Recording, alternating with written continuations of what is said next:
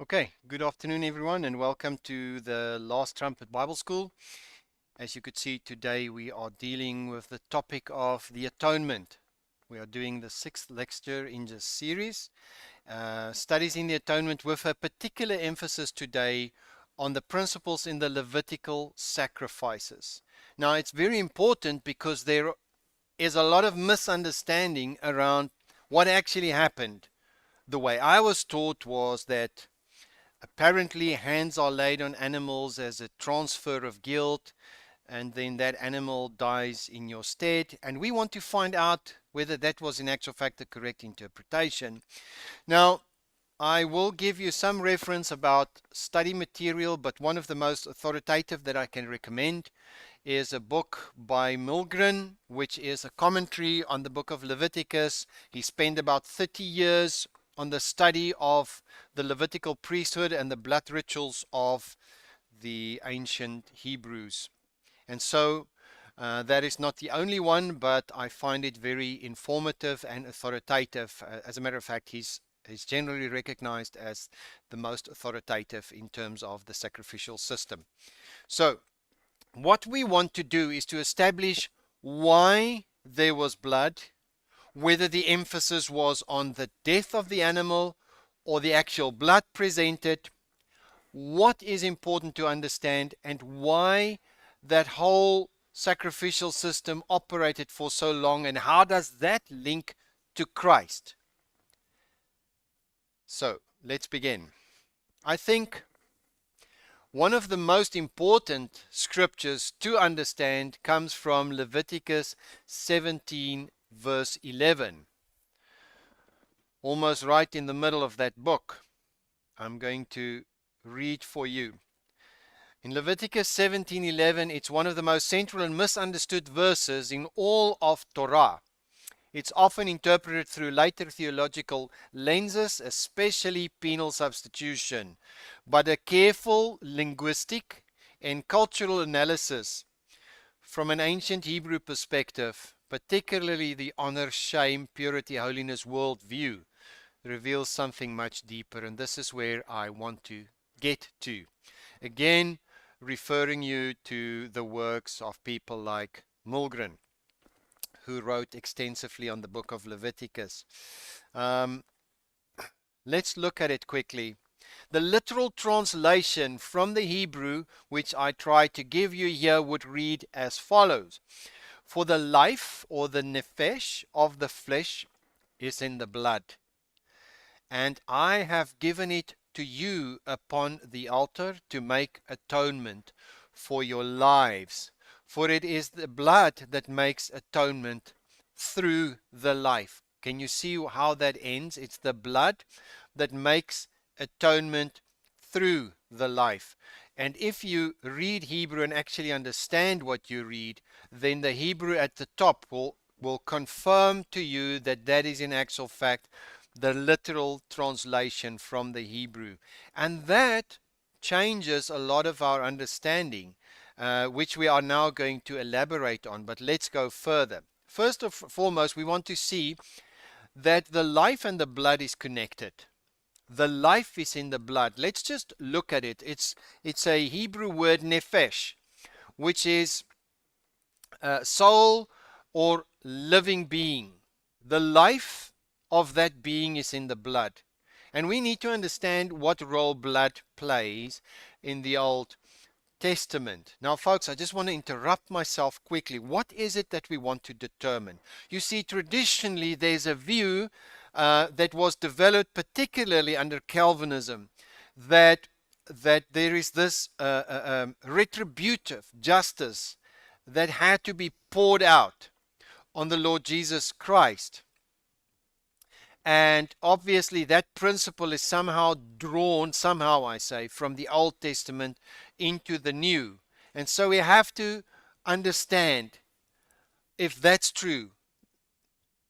We have to understand how does that differ from pagans appeasing their deity. I hope you heard that correctly. Because in paganism, they have to bring sacrifices to appease an angry God. And in that sense, without trying to be disrespectful to people who hold that view, we are actually saying exactly the same thing. God is angry. God must be appeased. His wrath must be appeased. But we have a problem because some claim under this belief system that wrath is an attribute of God. Well, if it's an attribute, it's never going to go away. Just think about that. Anyway, so his wrath must be appeased. And that basically boils down to being almost exactly the same as what pagans believe. Or is there maybe something we misunderstand? And the misunderstanding lies exactly in what the sacrificial system did and what it meant. And that's why we talk about it today. God willing, we'll carry on next week because it's quite an extensive study. The first point we then find in relation to this statement is that nephesh, or life and blood, is connected. So in ancient Hebrew, nephesh refers to the entire life force, often represented physically by blood or breath. Blood or breath. In other words, life and blood connected. It's precious. God is the giver of life. Okay? And so we see nephesh can mean a person, also 70 souls, you remember that. Anyway, blood is not symbolic of punishment, but is vital life. Let's look at it. You see, in the culture of the modern Western world, blood and gruesomeness and death and torture goes hand in hand, and it skews our understanding of what blood meant to be in the Bible. Okay? So in the view of the ancient Hebrew culture, blood meant life, not punishment. Let's establish that. To offer blood is to offer life. Now remember what was offered. What was taken into most holy place? Blood. It was life taken in. It represented the whole life force of that animal. Okay? To offer blood is to offer life, and therefore one's honor and identity to God. So to offer blood is to offer the whole being. When it comes to Christ, who offers blood, is to offer everything he is to the Father, because it represents all that he is, his whole life force, if you can use it in that sense. Number two, the life is in the blood. In the blood. Let's see this, what it means. The life is in the blood, not because of some mystical power, but because blood is the carrier of vitality. And we need to demystify misunderstandings. Because Christians love to say, I under the blood, but they don't know what they mean. We pray the covering of the blood, that you get where? It's not even a biblical principle, and you don't even understand what it means as a Christian. So in the biblical Hebrew understanding of it, it doesn't have any sort of mystical power meaning. It has a direct connection to life. Anyway, ancient Israelites viewed blood as sacred, not because it was magical, but because it belonged to God. You see, life comes from God, and it belongs therefore to him. And we're going to see something very interesting under the Levitical the Levirate laws. What was required if you even kill an animal for food? We'll see how sacred this blood is. And I want to establish it firm in your minds that life does not, the blood does not represent punishment, but life. Again, our culture has connected gruesomeness and death and murder and slaughter and all types of violence to blood. But to God it's sacred. He gave that life. The vitality is carried in that blood, and it must be given back to him because he's the God of life, the God of the living. Anyway, let's go further. Let me now make this very clear. The life is in the blood, and the blood was given to you. You see, just in this verse, there's such a profound insight.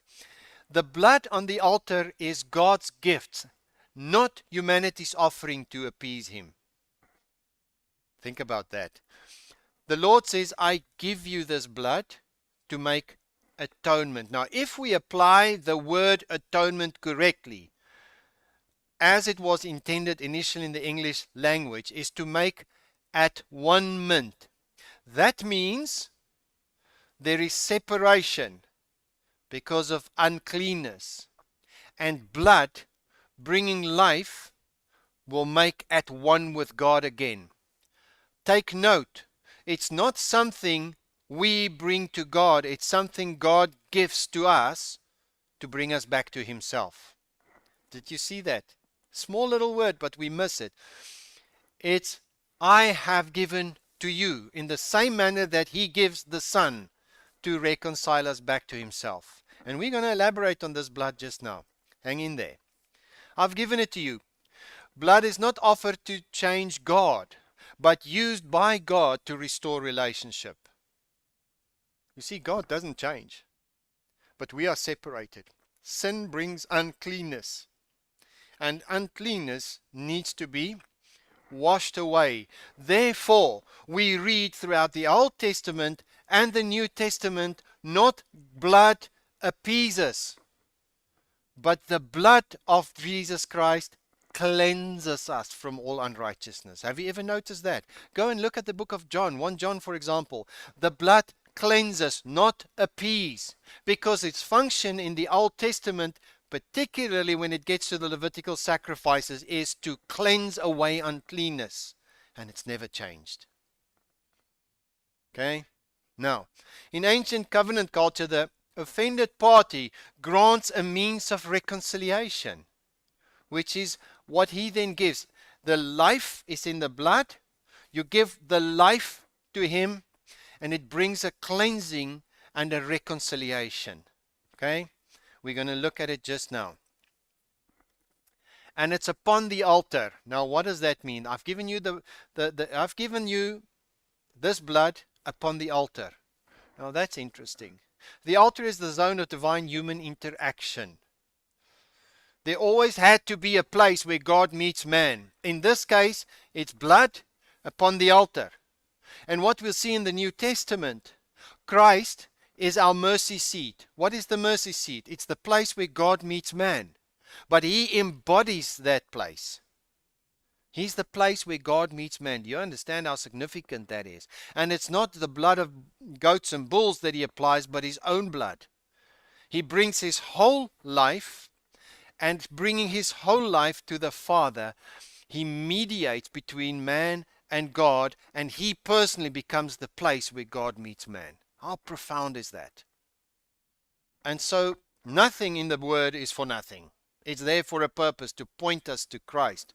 So He's given us this as this place where man meets God, and a place where holy and profane touch. And we're going to now dig into this shortly. Very, very interesting. Blood is not a substitute punishment, but a cleansing and sanctifying agent in the Hebrew culture. Do you get that? It's not something for punishment, but it's something in the Hebrew culture seen as something that cleanses, and something required to maintain sacred space. Don't dismay, I'm going to explain that now, and it's very important for you to understand. Folks, once we've got what the blood rituals was about in the Old Testament, I must warn you, you'll be ruined for the wrong atonement theory. Because then we can apply it correctly as far as Christ is concerned. And He's given the blood to kippur.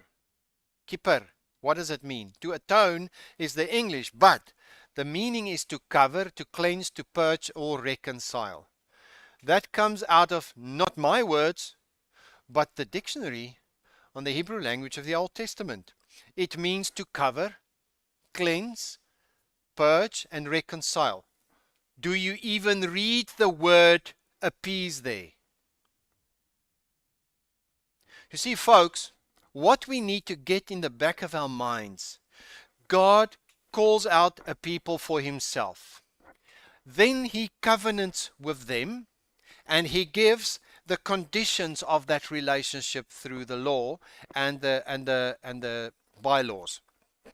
Then He does that so that He could bring His presence into their midst, because His desire was from the beginning to dwell with man. But should they violate those principles and defile that which is sacred, so that his presence withdraws, he has placed a means there so that it could be prevented. And what is that? Let's look at the order. He covenants, he gives the conditions, then he institutes the temples and the sacrificial system and the priesthood. And they were there not to appease wrath, but to maintain presence. Because his desire was to have relationship and to dwell in the midst of his people, and the blood served to cleanse, not appease, so that he could stay there. Okay? And we need to understand that, because somehow we got it all wrong.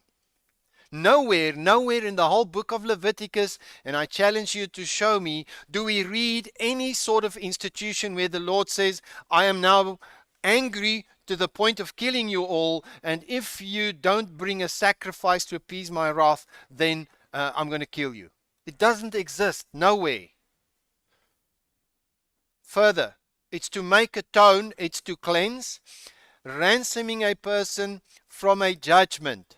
What does that mean? There are consequences, because in the Western mind, when we read judgment, we think, okay, now he's going to kill us. We have to appease him. What you have to understand is it defiles, sin defiles. The presence of the Lord is withdrawn. Then he would deal with them in a particular way, still to bring them back, not to destroy them.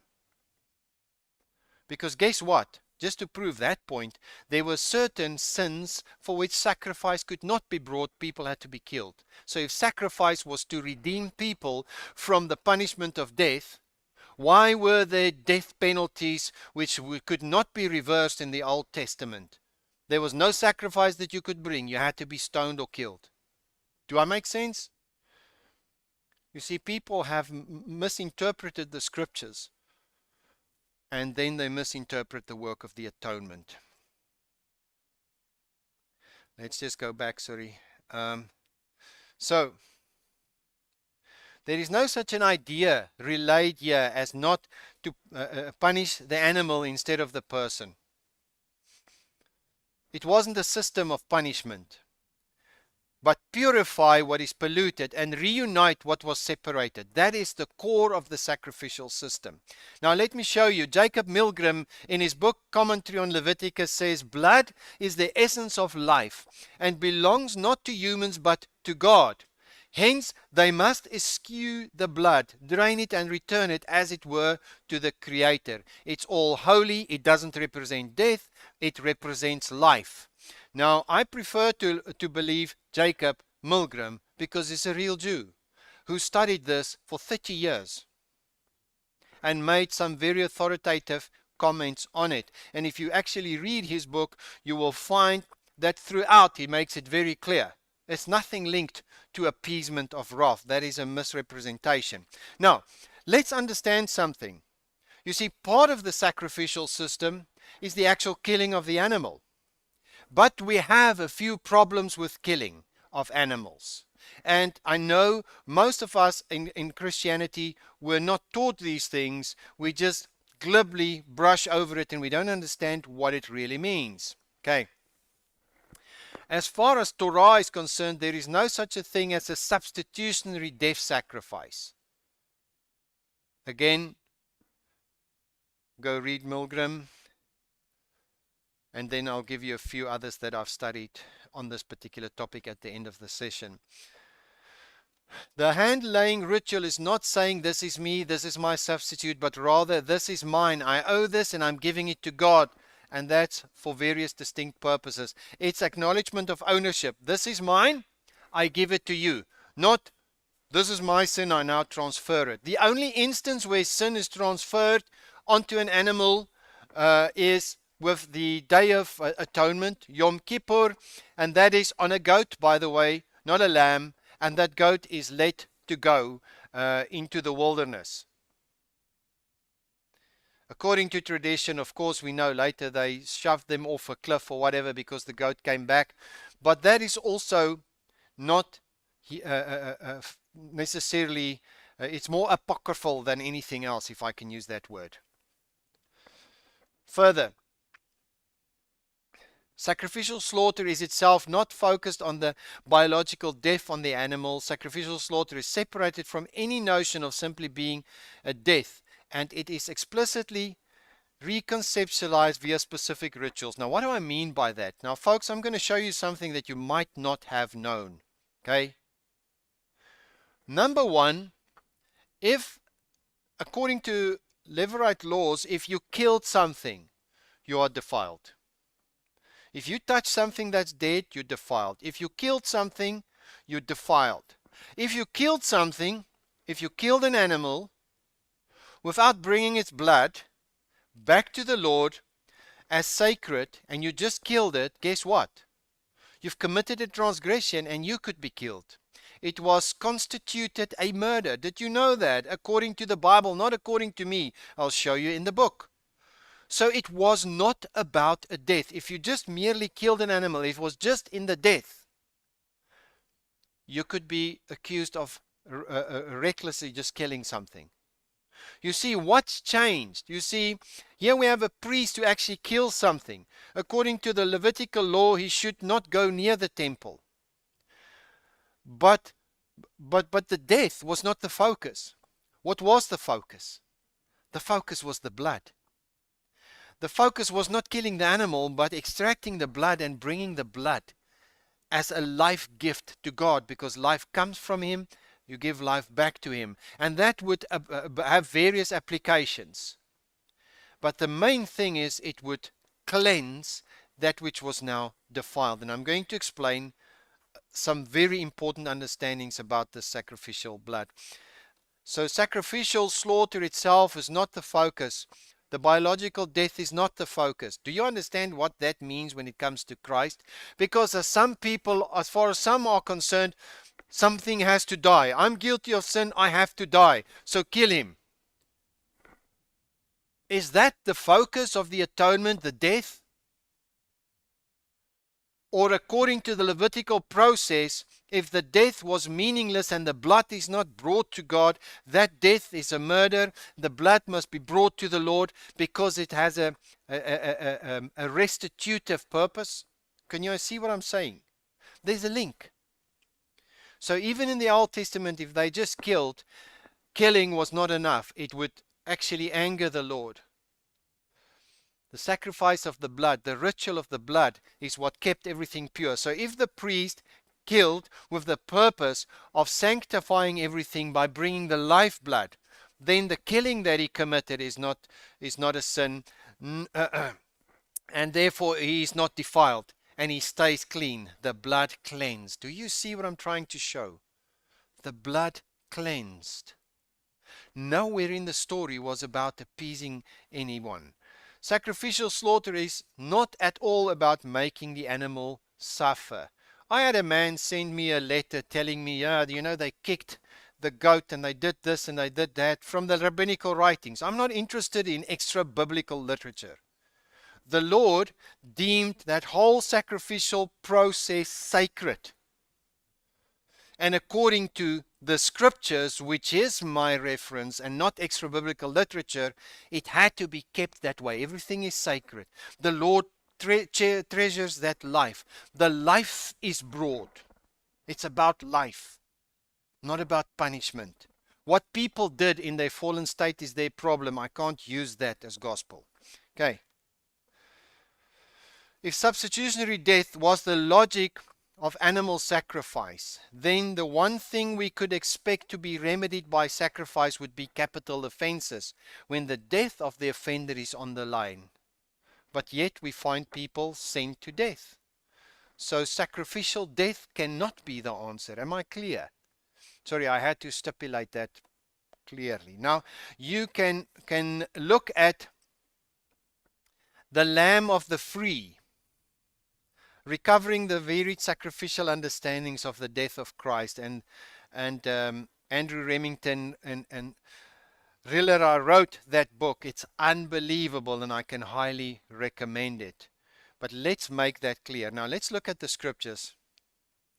So death cannot be brought into a sacred space without defiling it. There are the scriptures. Not only can death itself not be brought into sacred space, but also nothing and no one associated with death via ritual impurity can be brought into sacred spaces. Okay? So what is the reason I'm showing you these scriptures? Just to underline the point that it cannot be about a death. I almost want to say death is coincidental to extracting that blood and bringing it. And why a death? Because it's a surrender of the whole life. Why not just make a cut and bring blood? Well, the death implies the surrender. I'm giving my whole life, my whole being, my whole life force in that sense.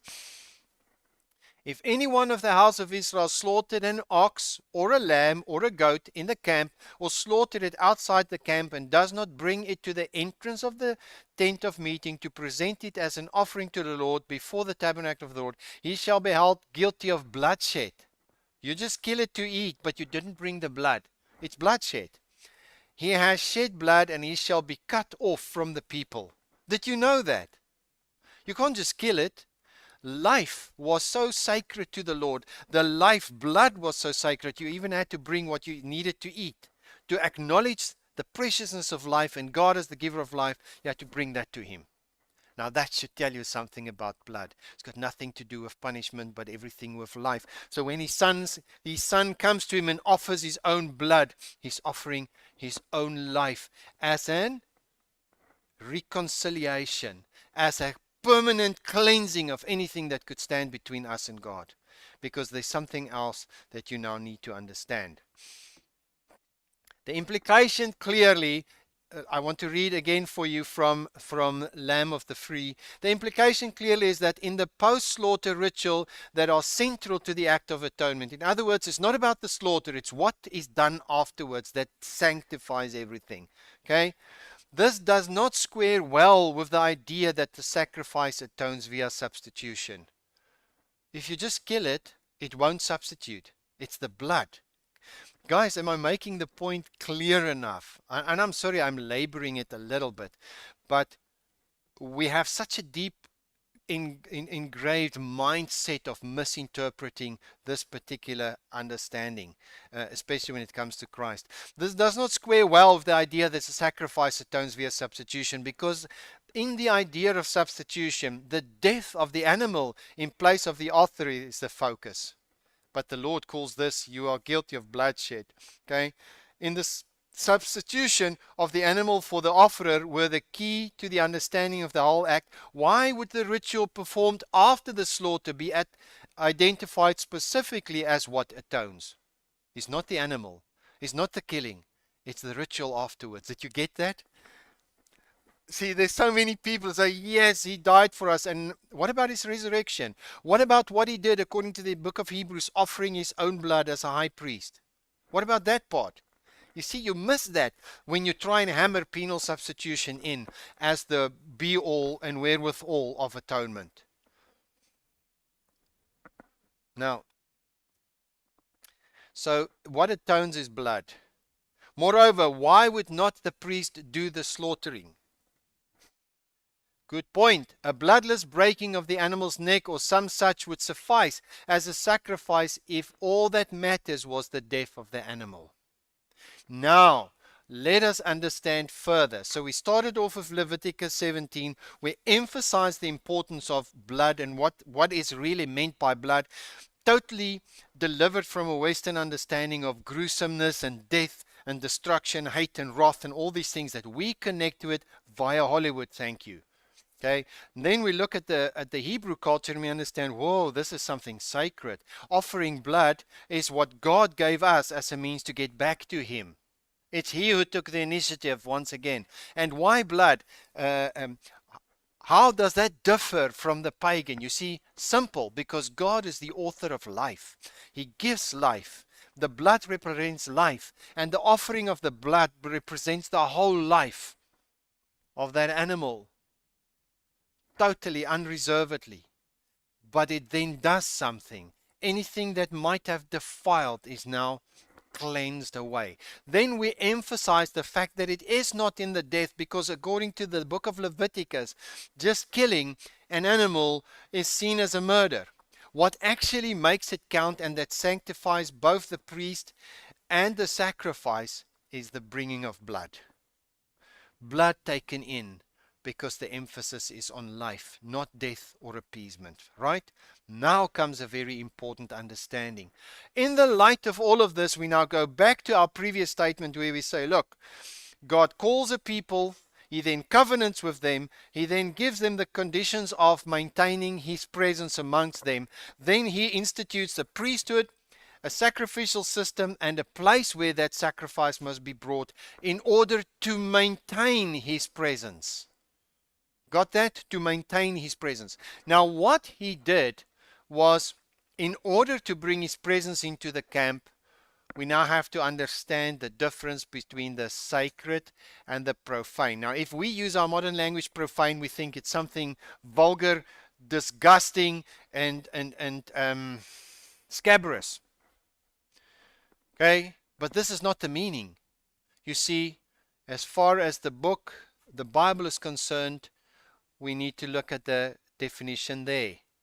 That which is holy and sacred is that which is set apart for the service of the Lord specifically. That which is profane is not necessarily something sinful, but something that is ordinary, day to day, not sacred, holy, and dedicated to the Lord's service alone. So you had the temple and the priests as holy and sacred, and then you had the people outside who were busy with their day-to-day lives as the profane. There was a difference. Then you had the clean and the unclean. Okay? So you have holy, sacred, and profane, clean, and unclean. There are 4 categories. Now, something can be holy and clean, or holy and unclean. If it's holy or dedicated to the Lord, but there's some uncleanness, the uncleanness needs to be eradicated. Not by some way of retributive justice because there's wrath.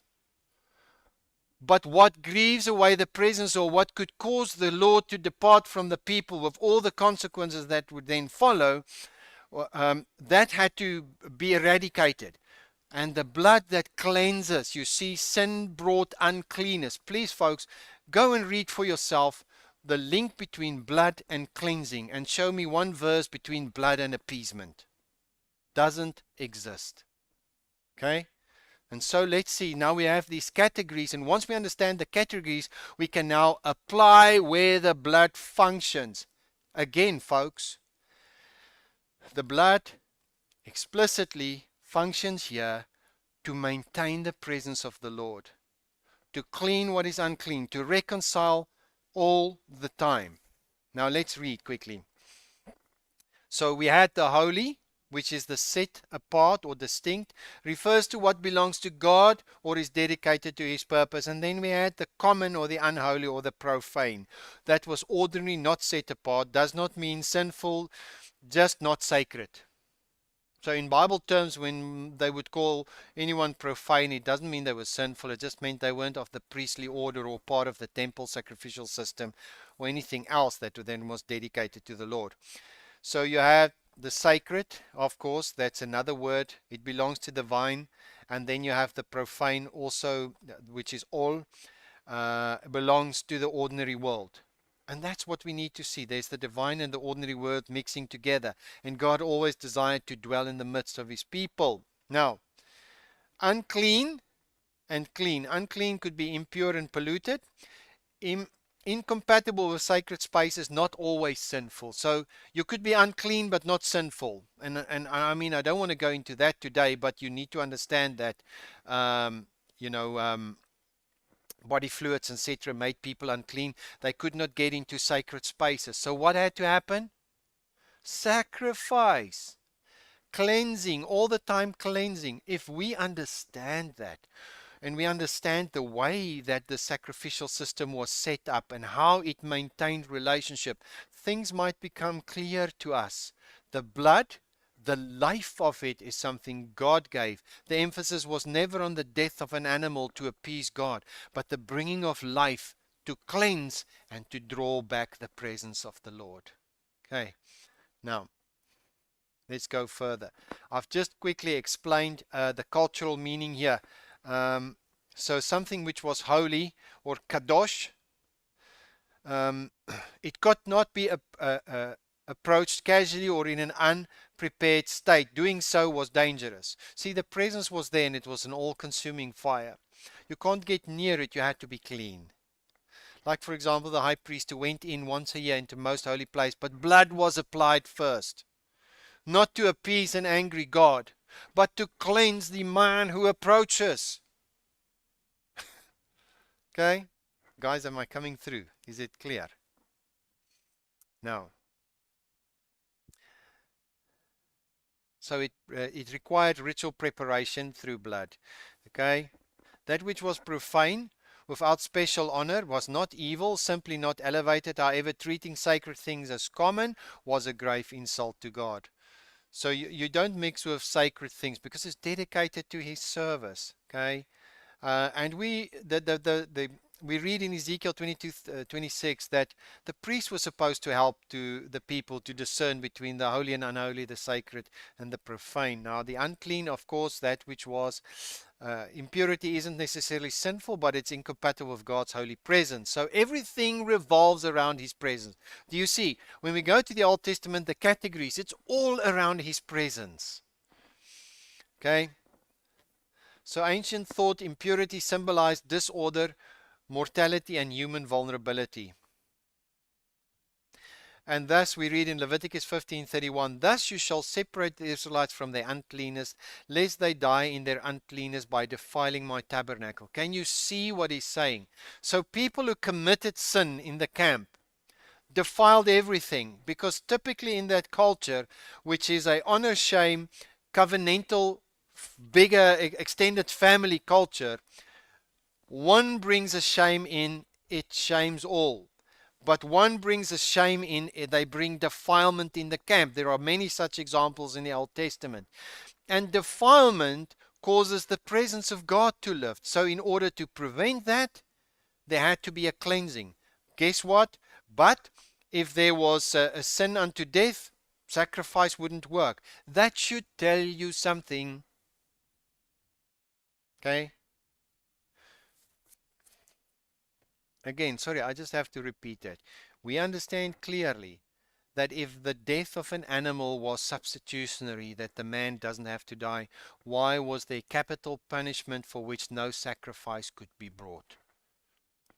Anyway, so the clean, of course, was that which was honorable. Let's just summarize it quickly. So holy was highest honor, dedicated and set apart. So it's central and dangerous if misused. It was there was divine glory and the presence of God was there. Then the common or the profane was neutral, not set apart, outside the sacred boundary, and ordinary everyday. Very easy to understand. Then the clean or the pure was honorably prepared, fit for participation, allowed access, order, life, and readiness. So in other words, amongst that which was common or profane, the people had to be clean. If they were unclean, they were unfit and they can't go to the presence. It's actually so easy once you put it out like that.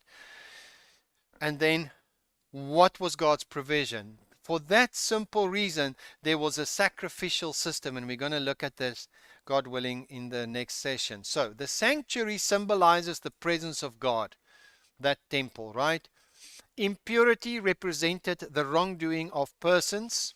If persons unremittingly polluted the sanctuary, they forced God out of His sanctuary and out of their lives. And that is again by Jacob Milgram. Then further, the source of holiness is assigned to God alone. Holiness is the extension of God's nature. It is the agency of God's will. If certain things are termed holy, such as the land, persons or priests, a place, the sanctuary, or time, a holy day, they are to so by virtue of this divine dispensation. In other words, God declared it holy. He set it apart for Himself. Moreover, this designation is always subject to recall. He could withdraw from that. He could change it. It's not permanent. Israel is also commanded to distinguish between the holy and the common, as well as between the pure and the impure. Again, from Jacob Milgram in the book of Leviticus. So what is important? We have here a number of quotations from authorities on the subject who makes it very clear that this whole sacrificial system was for the maintaining of relationship, with the focus on bringing that which is unclean to a state of cleanness, so that they could be prepared to enter in to the presence of the Lord. There were two groups of sacrifices. The one group was those whole burnt offerings, whether that was animal or grains or whatever spices was burned. It was consumed completely, and those were pleasant fragrances unto the Lord. On the other side, there were the reconciling sacrifices, the atoning sacrifices. And now I'll drop something on you that you need to think about, because we're going to elaborate on it very much. When the people brought atoning sacrifices to cleanse for their sins, they were never allowed to participate or eat of it.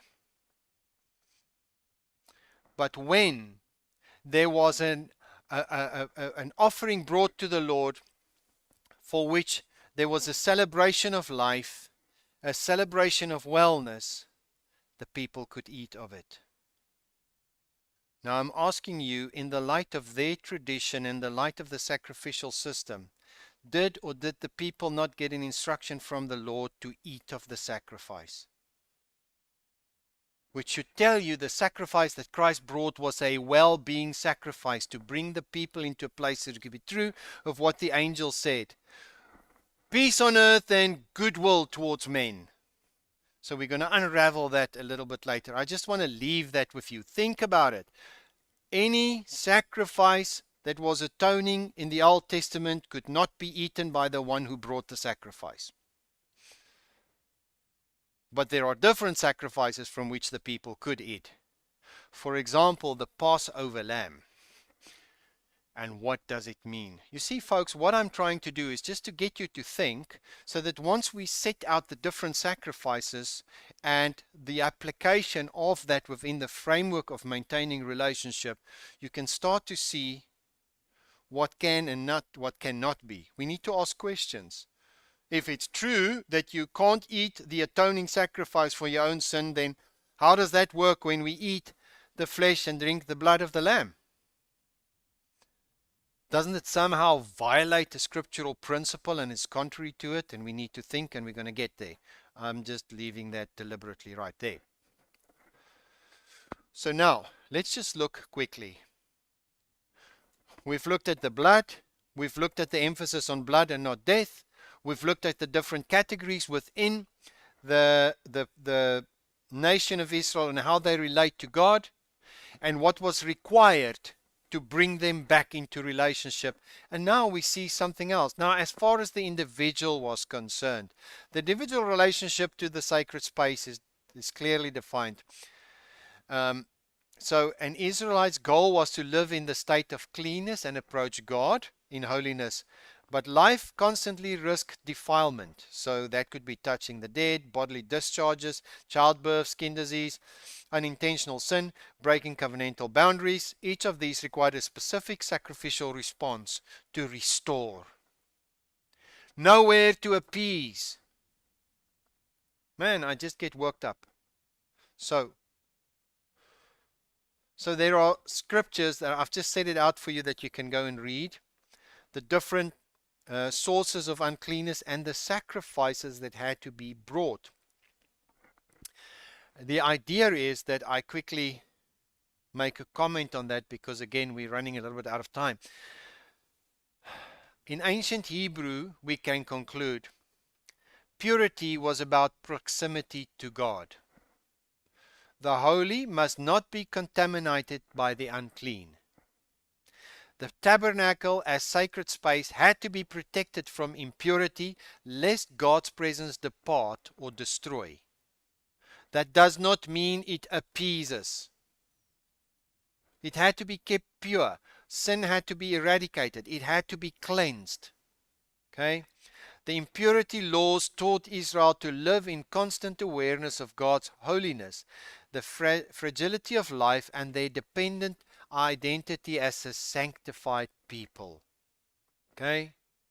Why would God's presence consume? We know the Lord is a consuming fire. That which is unclean will be consumed and will be consumed in the end. You know that fire that it talks about? That there's only one everlasting fire. That fire that consumes. The Lord himself will consume everything that's unclean and not dedicated unto him and cleansed by blood. And so we see this notion here in the Old Testament that we can follow through right into the New Testament. Now, let me just quickly say the following. So there's uncleanness that defiles us, it takes away from the presence. And then there's sin, obviously. That in the Hebrew language is literally to miss the mark, to break the covenant, or to violate divine order. Okay? So it's a relational breach against God. Let's just get that. It's a relational breach. They already stand in the relationship. Rooted in the verb hata, it means to miss the target. Sin is an offense against God's holiness, a disruption of covenantal fidelity, and often a shameful betrayal of identity and calling. Now, there is a way to deal with that. So you get unintentional sin, you get high-handed sin, and you get covenantal disloyalty. The Bible broke it up in 3 categories. So it's unintentional, and then one deliberate one, and then breaking of covenantal loyalty. And so what we'll see as we go on with our study is this is where we now need to focus and understand what those sacrifices did.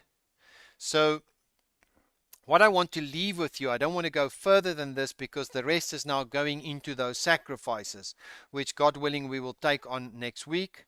What I want to make very clear is that we've got defilements which people normally can't help for, but then we get to sin, and this is where your interest must now be alerted, because obviously this is where various types of atoning sacrifices comes in. But we want to determine whether you even see the idea of wrath here, of appeasement, of a demand for a death, or what was sacrificed and why, and how does it speak to the 3 different categories of sin. So we see ancient Israel understood human life not as autonomous moral individuals, but as participants in a sacred ecosystem that must be constantly purified and guarded. See, that links up with the idea of what God said to Adam. You guard and keep the garden. It was a sacred space. You guard it, you keep it. Sin disrupts relationship, covenantal, ethical, and moral. Impurity disrupts sacred proximity, ritual, spatial, and social. Sacrifice washing rituals were God's gracious tools to restore individuals to wholeness, not to punish but to repair. The ultimate goal was always that I may dwell in their midst. Guys, let's just get that. So far, so good. I'm trying to give you a condensed version of approximately 1,500 pages of comments on the book of Leviticus. And I can tell you, it's so interesting when you study with the real scholars on this topic, you will discover that there's no way that they can disagree. So I just want to, as promised, quickly get to a resource here that I can show you. So Jacob Milgram's book on Leviticus is definitely the one book you can look at. Then one that is quite authoritative that I can highly recommend is a book by James Greenberg, who's also another Jewish scholar. His book is titled A New Look at Atonement in Leviticus. A New Look at Atonement in Leviticus. Then I just want to get another one. One that is also very interesting is Andrew Bonar, which is a commentary on the book of Leviticus. Andrew Bonar. And then probably one of my favorite books is The Lamb of the Free by Andrew Remington Rillera, which is quite authoritative. It goes extensively into the language, um, and it's very insightful if you are interested in a more academical approach to this topic. I'm trying to reduce it to something that's consumable for everybody, but there I do have much deeper studies on this topic. The point that I wanted to make for this morning as far as atonement is concerned, understanding the Levitical priesthood and the sacrificial system and the blood rights of the ancient Hebrews is critical. Why was it given? Where does it apply? And my hope for today was to make it very clear that it's already within covenant relationship, that the blood was given for the maintenance of that relationship. The emphasis was never on a death. Just killing something constituted a murder. The emphasis was on the blood ritual after the sacrifice. Otherwise, everything would be impure. And the blood sacrifice emphasis was on the presentation of life. And that life, as far as God was concerned and why He gave it, would eradicate or cleanse and purge uncleanness so that relationship could be restored. The emphasis being that God gave that blood. God gave it. I gave it as a means of atonement to make at one. Because obviously sin defiles, sin brings death. Blood cleanses and blood banishes death. And that's what is important. It was never on a mere killing. Because if it was, as I've pointed out, you could just break the animal's neck and then God would be happy. But it had nothing to do with that. But the question is, why a death? Well, simply because extracting the blood, the whole lifeblood, represented the whole of the life and being and life force of that animal. And that then points us to the one who would come, who would give it as a well-being offering for one, not the only, but for one, and give the people to participate in it. Then we are left with questions. We are going to have to look at, as far as we understand now, the four categories, the sacred and the profane, the clean and the unclean, and we understand how blood operates there to maintain closeness. But then as far as sins are concerned, we look at the deliberate sins, the intentional sins. Those are unintentional and covenantal breaking, and which sacrifices do apply. Because if we somewhere in the atonement sacrifices for deliberate sins could find wrath, then penal substitution got a case. But if it's not there, we've got a problem of interpreting anything in the New Testament in such a manner. Because this is what has traditionally been used. So, God willing, we'll dig into that next week, and we will go much more into an understanding of the blood and blood rituals in the Old Testament. Amen.